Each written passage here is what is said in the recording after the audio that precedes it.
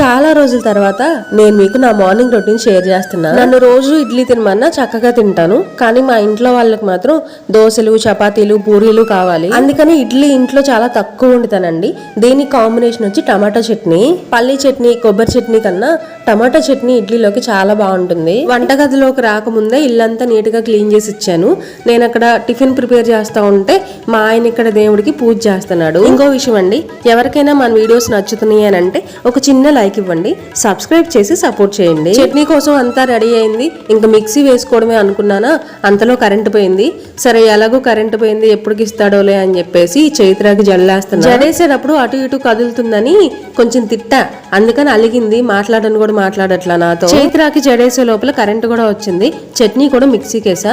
Day మొత్తంలో నా favourite time ఏదైనా ఉంది అంటే అందరం ఇలా ఒక దగ్గర కూర్చొని కలిసి తినడమే.